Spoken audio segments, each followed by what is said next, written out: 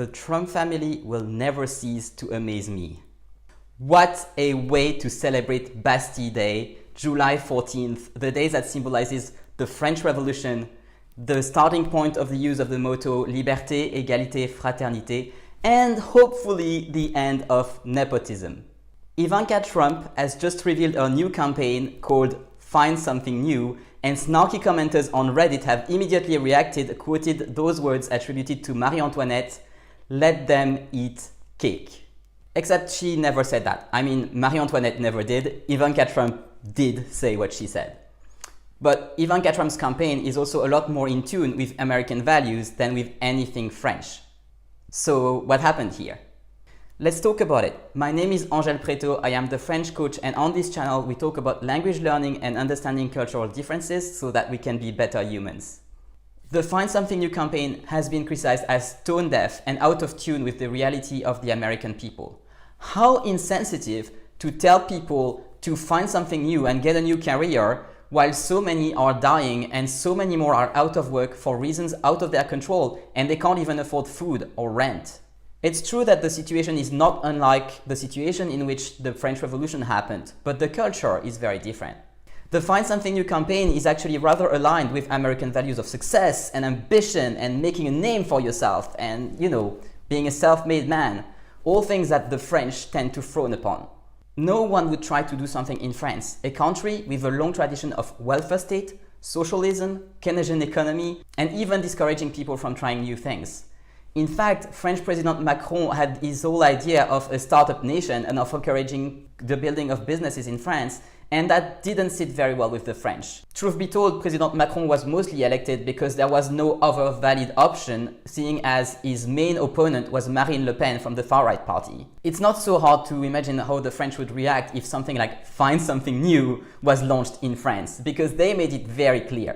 The Gilets jaunes movement started as a protest against taxes on fuels, and then it spread out as a protest against the living condition of the French in general. It started in November 2018 and it might still not be over. So far, there has been 11 deaths and 4,000 wounded, and the living conditions that the French protest against are nowhere near the situation in the US right now. But there are a few similarities. The government is accused of being disconnected, just like Ivanka Trump is. The phrase "qu'ils mangent de la brioche," in French, "let them eat cake," was first written by philosopher Jean-Jacques Rousseau, who attributed it to a princess when Marie Antoinette was 9 years old. So it can't be her, but most French people still believe that she said it.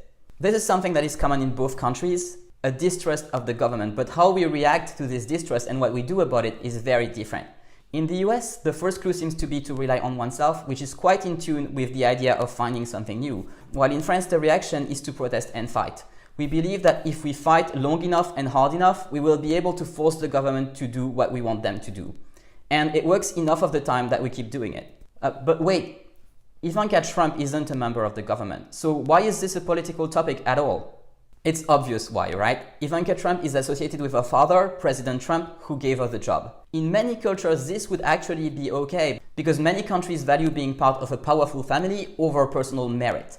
But it's not okay in the Western world, and particularly in the US and in France. In France, in the US, and in most of the Western world, this is seen as nepotism, an abuse of power, and something to fight against. In France, former Prime Minister François Fillon was recently condemned by the justice for giving fake jobs with real salaries paid by the government to his wife and children. Ivanka Trump has a real job though, and what she does is aligned with US values as we've seen, so why the criticism? To find the answer, we must go back to basic human needs. Please take a look at this pyramid designed by American psychologist Abraham Maslow. In this framework, the needs which are at the bottom must be satisfied first before a person can even think of addressing the needs which are higher up in the pyramid. And as you can see, self-actualization, which is the category in which finding something new, getting a new career would fall in, is a lot higher than basic needs like food and shelter, which are the most important needs for all humans.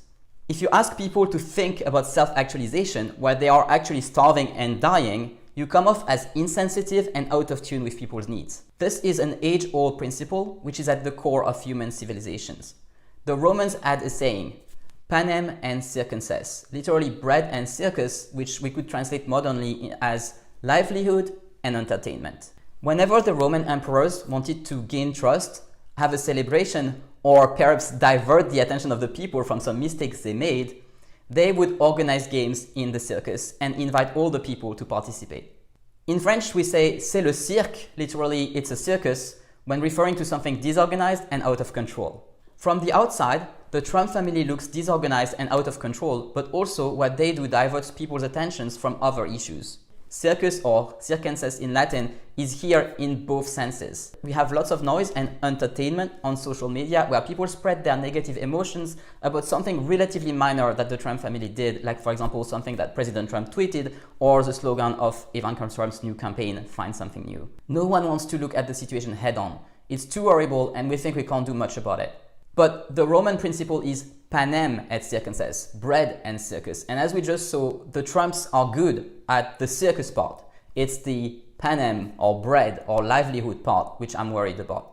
Is it possible to distract people enough that they don't realize that their livelihood is at risk? Or will this backfire like the French Revolution did? Abraham Maslow tells us that the most basic needs will always have our attention if they aren't fulfilled. When that happens, even the need for love and belonging to a family or culture becomes unimportant.